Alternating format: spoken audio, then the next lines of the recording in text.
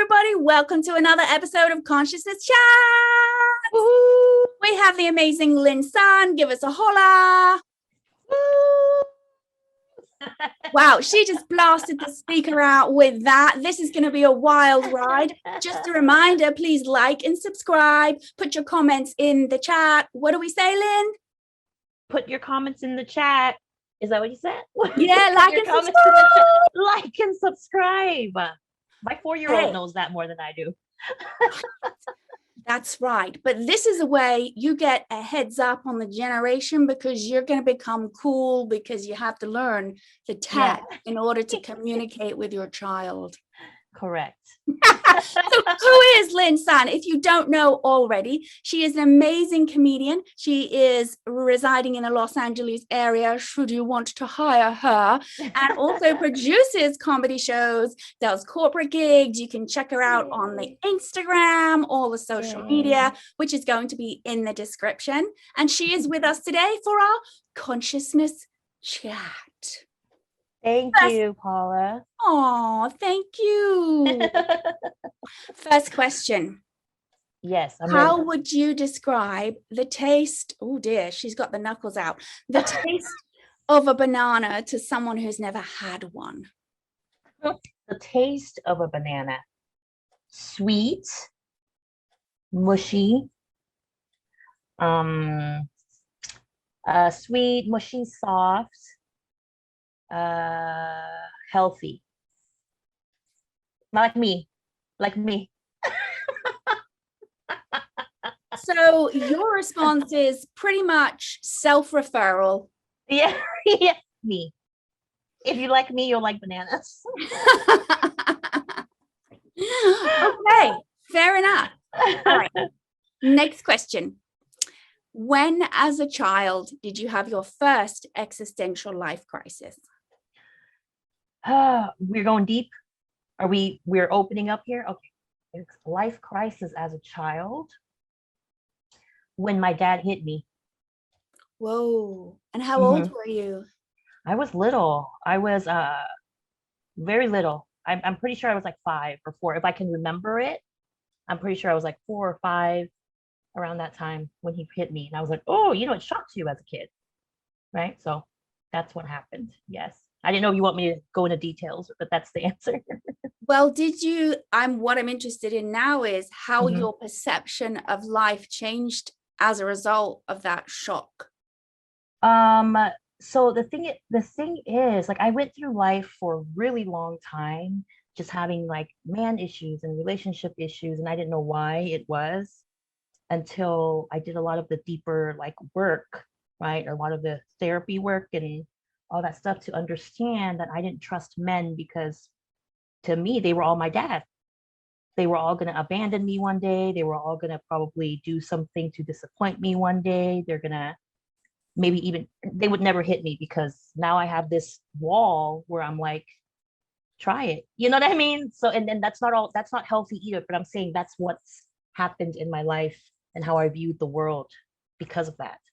But now that I know, I can heal from it. But in my 20s and 30s, I didn't know that. Well, maybe more like my 20s. I didn't know that. It was tough. Yes. And did you find that you also had that overlap with authority figures that were male? You know what?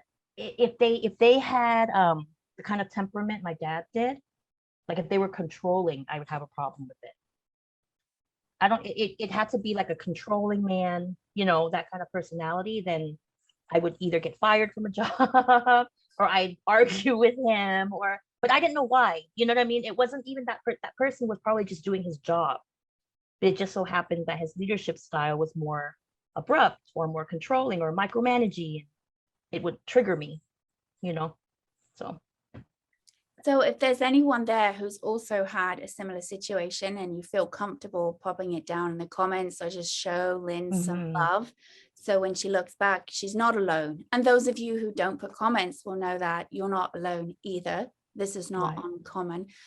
What would you tell your younger self if you were to go back and talk to yourself at 5 years old and a day after it happened? So the shock was still there.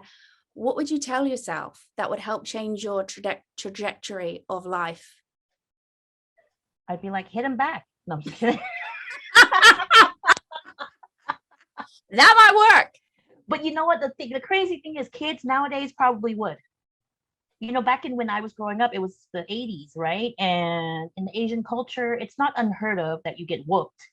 You know what I mean? Like you get whooped and spankings and etc. But my dad was beyond the whooping and the spanking, right? He would like smack me, right? So in my younger self, I would tell her, it's not your fault. You're not doing anything wrong.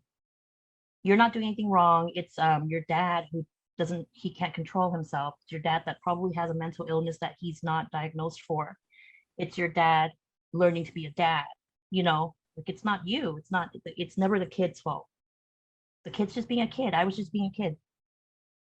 And you yourself now as a Uh-huh. mom, do you feel any of that pattern subconsciously beginning to want to repeat itself? Oh, of course. I know I have a temper. It's I really do. I have a temper. And the thing is, thank you, Jesus or the universe or whoever, for having me experience my dad so that I do understand the effect that it took on me.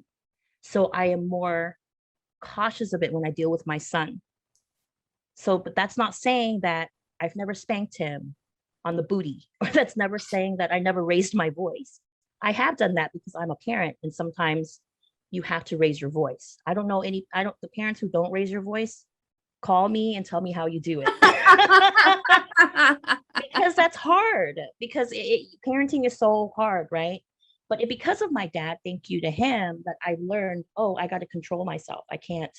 And if I raise my voice, or I did spank him when he was 3, I can talk to him afterwards, right? And explain why I did that, or apologize even. Like I've apologized to my son so many times for either raising my voice or scaring him or whatever. And I don't remember my dad ever apologizing to me, right? Like he's just like, do as I say. And then that was it. Do you know what I mean? Like he was never, my dad never even, did he ever say he loved me? I don't even remember, you know? So I'm sure he did, but not a lot, not as much as I do with my son, you know, like I'm smothering him with affection. Get away, Mom. Yeah, Get away. I know. He's like, I know. Do you have to give yourself a timeout as a mom? Oh my, Paula. Just the other day, 2 days ago, I had to give myself a timeout. I had to walk out onto the balcony and just look out into the wilderness or whatever it is and just take a breather, because I've been quarantined with this kid for like 14 months, you know? There he is right there. Like I've been quarantined with him for so long. And Right. I just don't think anybody should be together 24/7. I just don't think it's healthy for anyone. Anybody, a marriage, a relationship, anything. Like I feel like that's why people go to work, so you can separate for 8 hours and then come back. Well, I can't look forward to missing you if you're always here. Right. I can only look forward to you leaving me. Right. Yeah, I need a breather all the time. Sometimes I go in the bathroom. I'm serious, and and I'm saying all these things so people, if you're listening, you know that these things are normal. It's like, don't try to hide it, how hard parenting is or how much you have to cry. Like I go in the bathroom and sometimes I'm just crying on the toilet. I don't need the bathroom.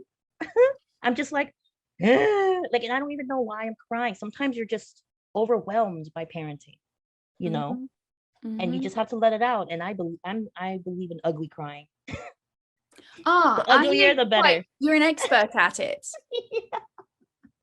The uglier, the better. I'm telling Well, you. let's look out for Lynn San ugly crying shots on IG. We're going to demand it.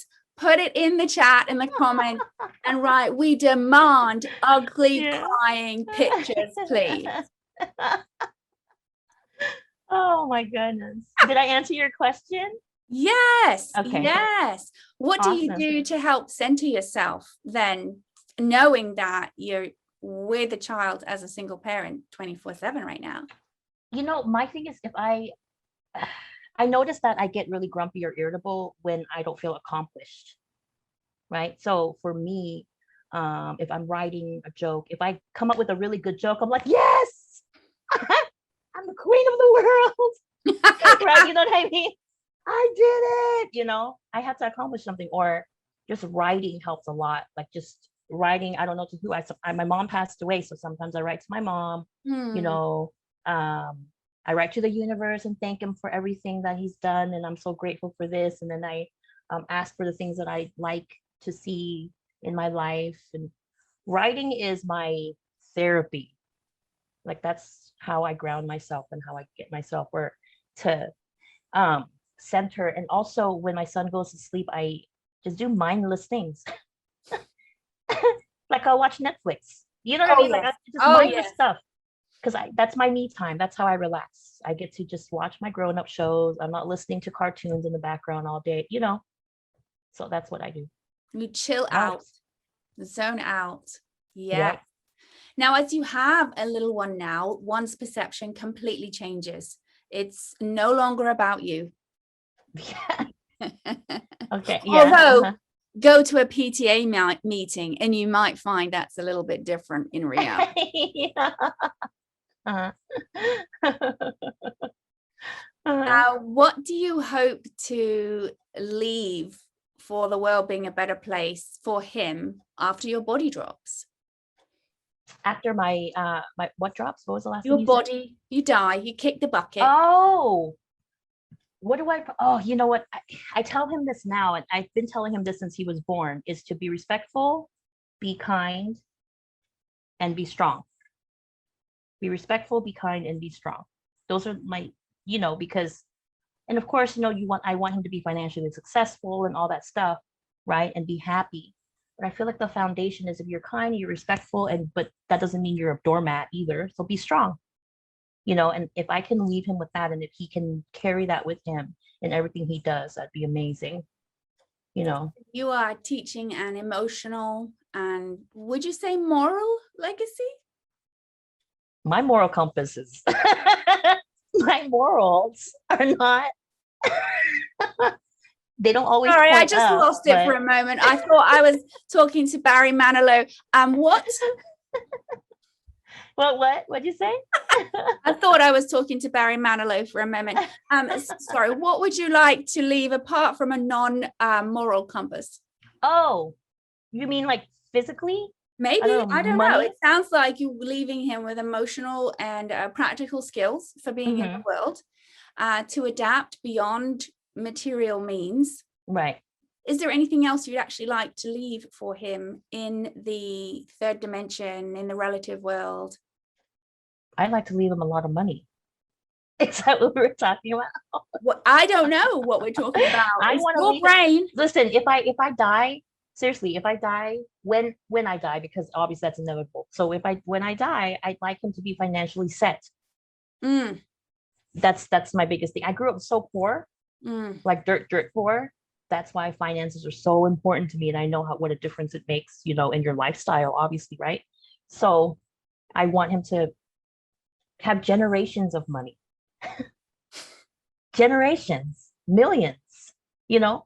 So you're, rather than thinking legacy, you're thinking Mm, dynasty. I'm just not that deep. I just want money, housekeepers, massages. I think we should all have massages, I'm right? just really not that deep. Like, I really am not. Oh my Everybody, God. and everyone has an understanding of the word deep differently. Yeah, yeah. We all have this undercurrent of how we're moving in the world, how we perceive the world. Now, Yeah. did you have an experience as a child where you suddenly, apart from your father, had an adult behave in a manner that you realized, whoa, they really don't have it all going on? Yes. Oh my God. Thank you. I just thought of it right now, actually. Okay. When I was in like the fourth or fifth grade, my dad used to have all his friends over and they would play cards, right? They'd play cards, and then I learned how to make instant coffee for my dad. And then my uncles started asking me, hey, make me an instant coffee and I'll give you $1. So I started like my own little business, right? So every time I made coffee, they give me $1, and I saved up all the way up to $100, and I was like so excited, right? And then my aunt-in-law, who also lived with us, she cock-blocked me and she started selling coffee to my uncles playing cards. And I was like, but you're a grown adult. Why would you do that to a fourth or fifth grader? Do you know what I mean? Like, why would you do that? And more importantly, why would my uncle even allow it? Because she was my aunt-in-law. You're right. So she probably doesn't care about me as much as my uncle would because we're blood related. My uncle didn't say anything. He just let her do it. And that's when I realized, like, oh, grown-ups can be shitty. you know, like that's not right at all. And I didn't realize that that was the turning point for me where I just stopped respecting her. So no matter what she tried to teach me or, talk to me about, I would always talk back because I just didn't respect anything she had to say. And I don't think she even noticed. She was so unaware of it, because I feel like if she was aware, she would know not to keep trying to teach me stuff. Do you think that if she'd had a conversation with you and was aware, you would have changed your behavior towards her? I think so. I think if she had talked to me about, because I was a really mature kid, so if she had talked to me like, I apologize, I didn't mean to do that. That was wrong of me to do that to a child or whatever, or explained her mentality about it, I would have been like, okay, but we never talked about it. And she just, until today, until my 30s, when my mom passed away, she still tried to like give me advice. And I was like, excuse you? Yeah, no, thank you. And how did she take that? Was she shocked? Yeah, of course. Every time I talk back to her, she's shocked. You're not respecting your adults. But I was like, dude, you don't respect me. Kids are people. Kids are humans, like my son, I show him respect, right? Because even just because he's 4 doesn't mean I can treat him like I don't value his feelings, right? So, yep. Do you find that you behave with other people the same way? Like if in your head you feel they've disrespected you, or do you now have a conversation with them and say, hey, that was not cool? It's interesting because in my adult life, I rarely feel disrespected. I rarely feel that way. And I might be because, first of all, I don't disrespect people. And second of all, I feel like I just carry myself a certain way and I hold myself to a certain like standard, whether it's in comedy or producing a show or whatever, to where even if I'm making a mistake, people don't necessarily feel like they have to say anything about it. They know I just know. Do you know what I mean? Like I already know my own mistakes, so they don't have to like beat the dead horse. So, but yeah, I also don't take a lot of things personally anymore either, which is interesting. I think it's a lot of like personal development, So even if someone made like a racial slur at me or whatever, I'm just like, I don't argue with ignorance. I just keep moving. Does that mean? I don't know. No, I don't think so at all. So you find that if the more that you evolve, the less you take things personally, the more things roll off your back. Right. So what would you say then to the Gen Z generation, who the millennials right now are at with the conversation that they're bringing, the idea of canceling people? Do you think this is because things are taken too personally? You ask good questions, Paula. So keep coming back interviewer. And like and subscribe and make a comment. That's what Lynn Sun said. I'm going to quote that forever. She's a good interviewer. And I think like we talked about earlier too, because you're intuitive. So I feel like you just channel it like it's your gift. Like she just naturally channels the questions to the right people. Stop deflecting. Answer the question. Okay. So here's my thing. I was telling my friend this earlier. I feel like everybody should be allowed to just live their life. As long as you're not hurting anyone, you're not pushing old people, you're not committing hate crimes, you're not hurting anybody. If you're not hurting anyone, just let people live their lives. And people make mistakes. It's so crazy how we can blow everything up. Like that's just how we, like we blow things up like it. And it's like I just feel We make mistakes too. And then every time a celebrity or something makes a mistake, we act like they can't make a mistake. Do you understand? Do you know what I mean? All of a sudden we're like, you're so unforgiven. But we act like we're such perfect human beings. But I'm sure we've said things that we're not proud of. Everybody has said, done things that we're not proud of. But if I'm not in your business, or I'm not like trying to murder anybody or whatever, then like I should be able to just live my life and make mistakes and be human. Do you think that's because when someone becomes a celebrity, now you are in the industry, so you are aware of amazingly talented people who don't reach celebrity status, and people not as amazing who do.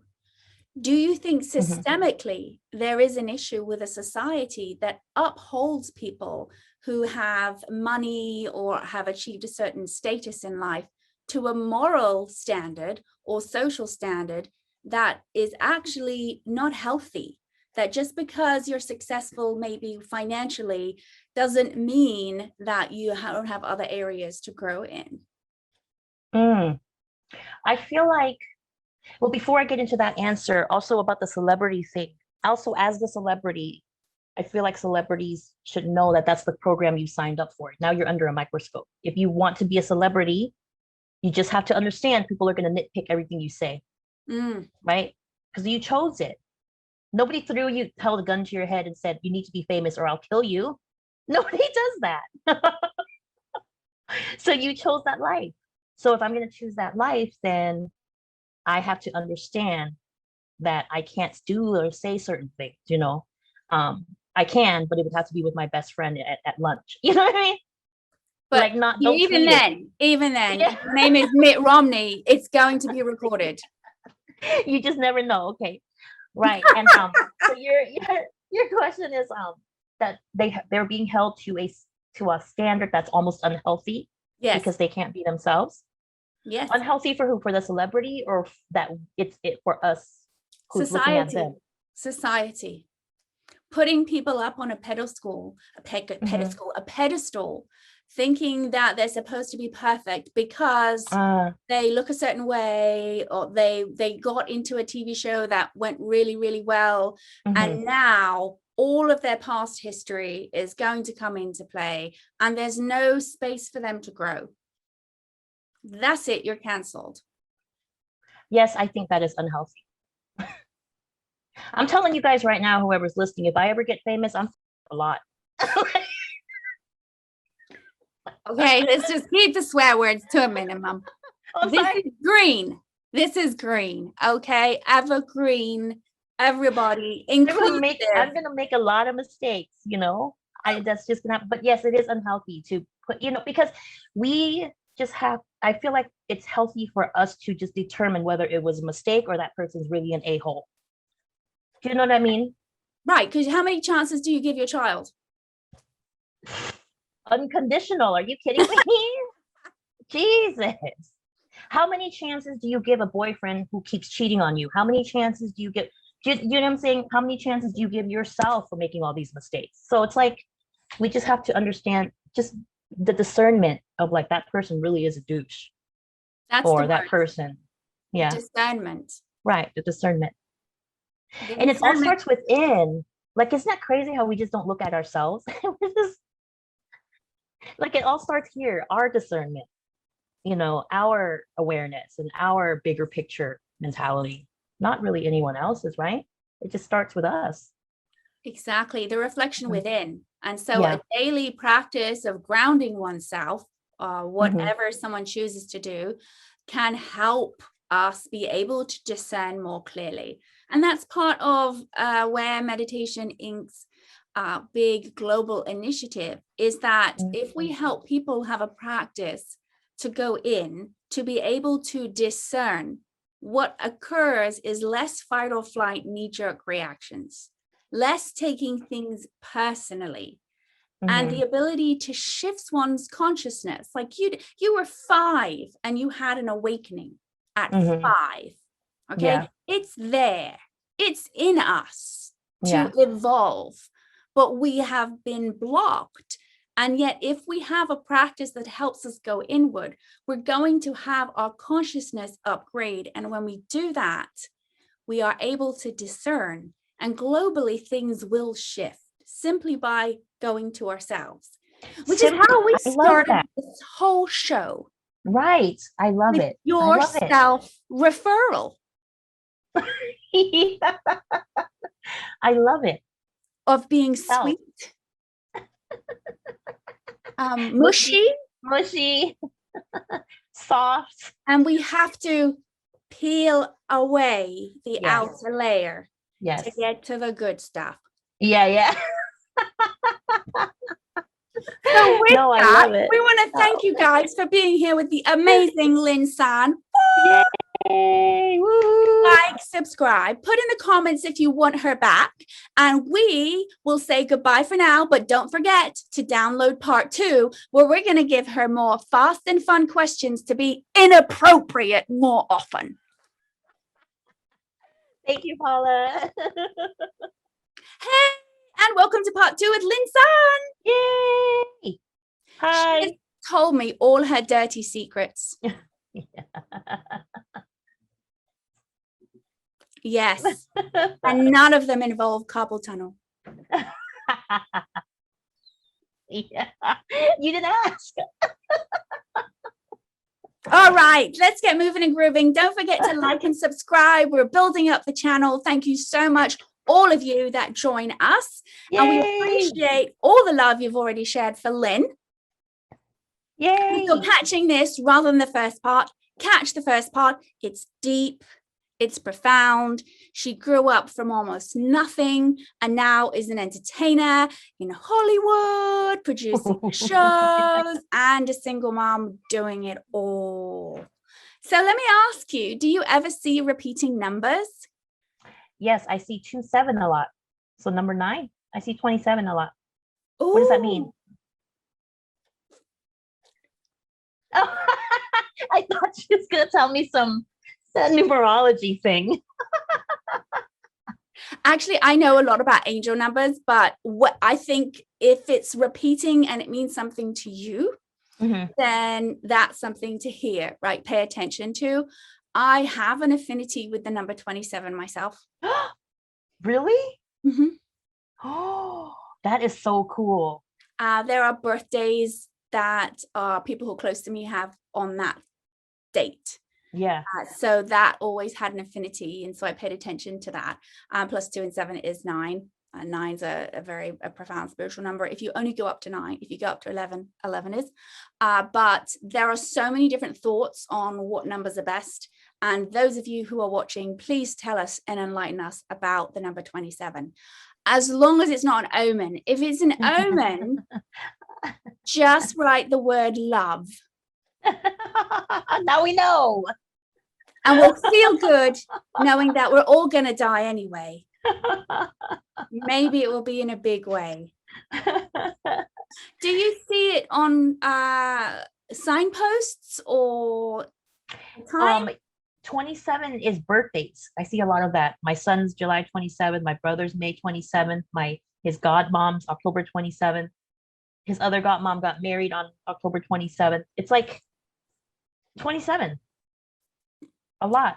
And I think when I was in jail, I was in like the pod numbered like 227 or something like that. You know what I mean? I saw that a lot.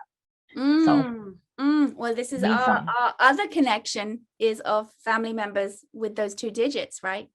There's always a deeper connection I find with people when I do this. I love it. Yay! 27. All right, next thing. Is there a food that you really wished that you loved, but your body is like... I don't know if you know what? I wished I loved green onions. Or scallions. Ugh, because I don't like it. I don't like the taste of it, but it's in everything. Like people put green onions in everything, and I always have to ask for no onions and no green. It's a whole thing. You know what I mean? But you're okay with red or yellow onions. It's the thin green onions, right? I don't like any onions. Well, I like caramelized onions and onion rings. So basically, if it doesn't taste of onion, you're down. Yeah. But like the raw onions and burgers and stuff, oh, I can't. I just can't. So now if I see a guy I don't like or something, I'll just be like, he's like an onion guy. He's not for Oh, me. But everybody else likes him. He's just not for me. Right? yes. Do you like the song The Green Onion? I don't even know that song. I don't know that song. All right, guys, people put it down, educate her, look it I up. know. Look it up. All right.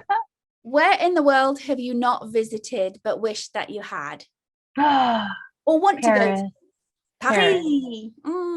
I want to go to Paris. That'd be my number one. I also want to go to Thailand and all of Asia, of course, because I was born in Thailand. But whereabouts in Thailand? I was born in Bangkok, Okay. Thailand. Well, I mean, I was here since I was 6 months old. So I've never seen Asia or seen Thailand, but I need to go to the Eiffel Tower. I just need to. I have to. I want to go to the Eiffel Tower when I want to take a picture with it when it's lit up. I want to take my son. He talks about it all the time. I take that as a sign. And he did it without even knowing that you wanted to go to Paris? No, he just kept saying, Mom, have we been to Paris? Because he's seen it on videos or whatever, I'm like, oh, it's a sign. I take everything as a sign, a good sign. Why not? Yeah. It makes life much easier. It sure does.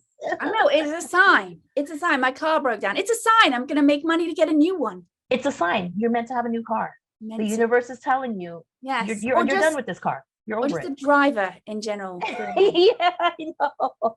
I'll take that as well. Exactly. All right. Do you have a favorite phrase that you love to hear? And it doesn't have to be in English. A favorite phrase that I love to hear? Or you love to say, you just like to say it. It doesn't have to mean anything profound. Mom, I'm going to be quiet for a whole day. Okay. I don't believe you've ever heard that. That's a fantasy. You're right. Fine. Okay, you could be broaching on a whole new segment. Fantasy phrases. Fantasy phrases. Oh my God, that could be a good bit to do.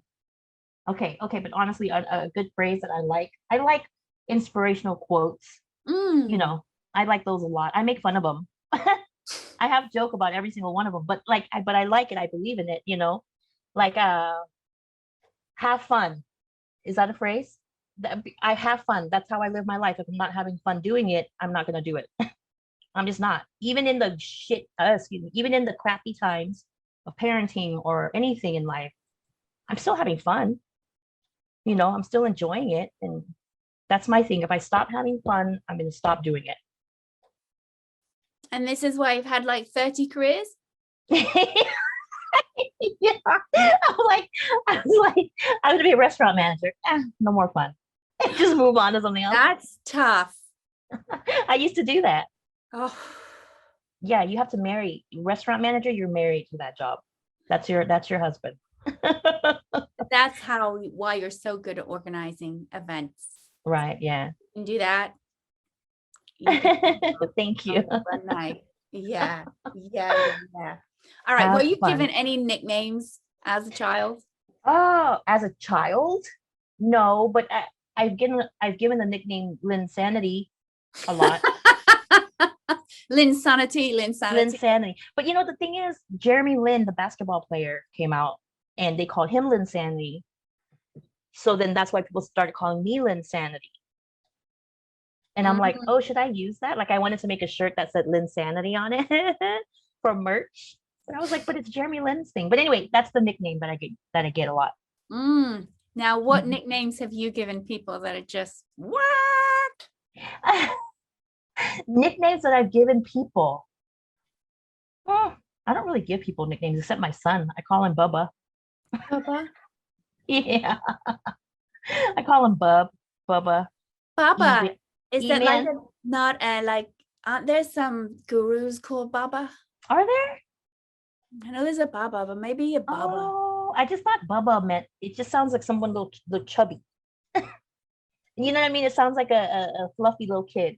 Bubba. Were you, as a child, did you have your cheeks squished? By probably my grandma or something, not by my parents. Right. But like By I had people come up to me and go, squish your cheeks. yeah, well, I did this a lot as a kid. I They were just hanging there. do that a lot as an adult. So anytime I'm just going to come on stage and just Pinch my cheek. I do have cheeks though. they're adorable. I have chubby cheeks. I've always had them. Oh, you know Chubby, right? How cute. Hello.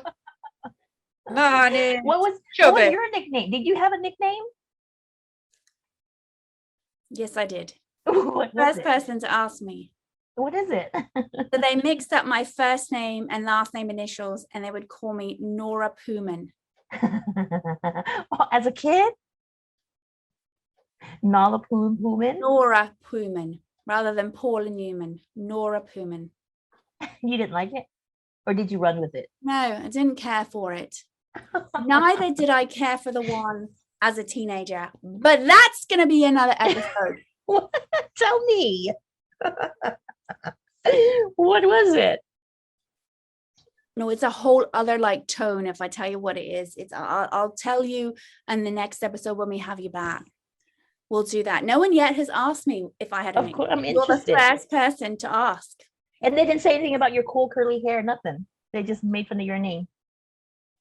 Yeah, I was, they drew me on the board. They drew a picture of me on the board of my crazy curly hair and then put my name underneath it. And I would walk into class and the pit of my stomach would go. Oh. Mm-hmm. And how old was it? Elementary school? No, it was older than elementary. It was secondary school. So our school system was a bit different. It was between 10 and 15. So that I remember. Elementary school, I don't really remember much, apart from when I went to pick up the pencil to write with my left hand, it got slapped. Interesting. Nowadays they encourage that, right? Like they encourage you to use whatever hand you want to use. Wow. I spent hours as a kid learning to write with my left hand at night. It's still not very good, but I spent hours doing it on my own. I was like, I want to learn how to write with my left hand. And when we would play football, which is soccer out here, I was naturally left-footed.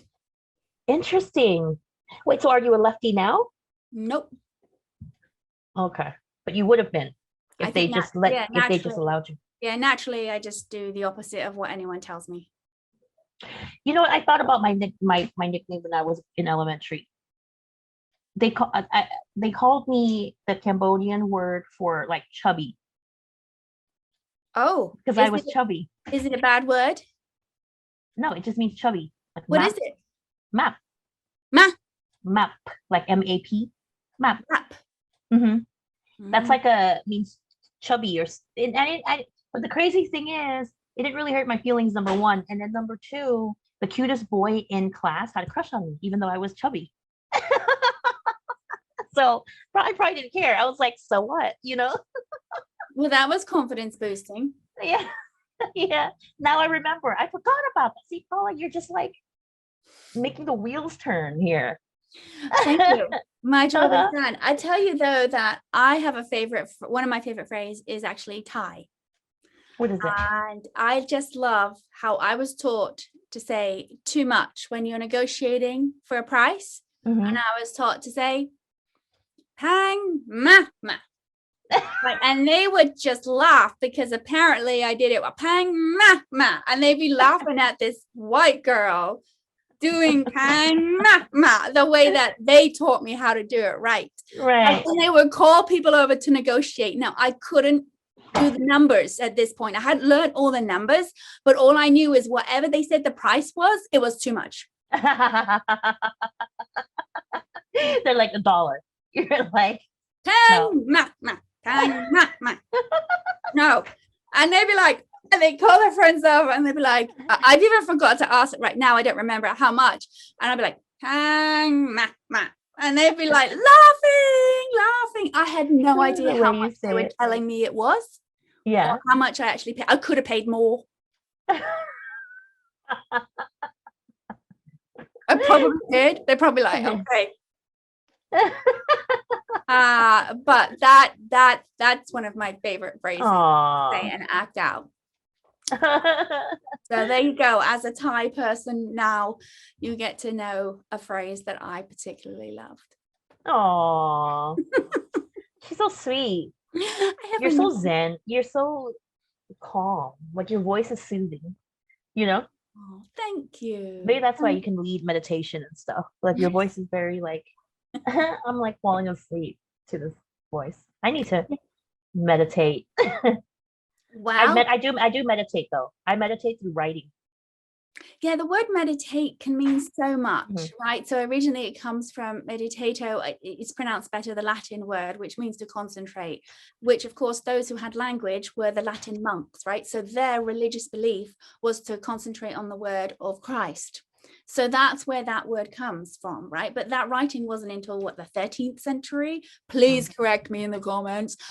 So of course, there was meditation before that, before Christ came around, because Christ meditated. He went away and meditated, which is more of a different practice where it's about going inward and connecting to one's own divine, right? One's own inner voice. So when people say, oh, I meditate, I was like, what are you doing? Right? There's no judgment if it's right or wrong. I just don't know what you're doing. Right. I know what I do is a practice 20 minutes twice a day that stabilizes the nervous system like nothing on earth. And those of you who don't know about that, the ebook Vedic Meditation Stories, which is free if you have Amazon Unlimited Kindle, you can download that. It has the whole story of how I tried all these meditations and nothing worked. And I tried this practice and I used to sleep for 3 hours every afternoon because I lived in chronic pain and I couldn't sleep at night. And I did a meditation and it was horrible. There were lots of thoughts. I was uncomfortable. I couldn't do it. And I lay down for my 3-hour nap. And within 5 minutes, I don't remember, round about there, I sat up because my body didn't need to go to sleep.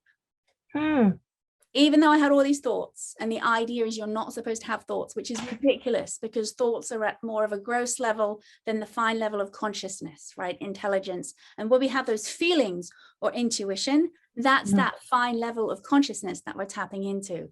And if anyone has ever read any books, near-death experiences, or you yourself have had one who's listening in, you know that there's still awareness, right? The finest level of, you have speech and you go down through the consciousness is awareness. Right. And so that doesn't die when the body dies. So to have a goal to not have that is pretty unattainable. The reality, what we want to have is the mind chatter diminish so we can get into here. And that chatter is usually a byproduct of a reaction to solve a problem from a fight or flight response. And we become obsessive or we go around in circles because there's usually some trauma or stress that's been kicked off, which is why we can't sleep and why things go round and round. And so when we have stress come up and out on our thoughts, most of it is knowing that we're simply giving ourselves an opportunity to let it process through rather than hitting the pillow and saying, I can't sleep. Right. And so my first student was 6 years old when I came out of meditation teacher training, which is 108 days and all these courses. So it's not like an online thing you do, which is fine. It's fine. Right. They used to always at the dinner table do this thing where they just stare into space, right? Which is actually processing. It's the mind processing, it's filing, right? When they learn to meditate, which for kids is very different, they do an internal sound while they're playing or anything, as long as it's not screens or reading, that stopped. Because they were now, I think they were 6, so they did it 6 minutes every day, twice a day. That processing no longer needed to happen because they were getting it with meditation. And people who learn that get their kids to learn, they learn for free if the parent or the parental figure has been doing it for 3 months, because it's do as I do, not as I say you should do, but I should not. Right? That's mostly parenting. No, I love it. We want to thank you guys for being here with the amazing Lynn San. Yay! Thank you, Paula.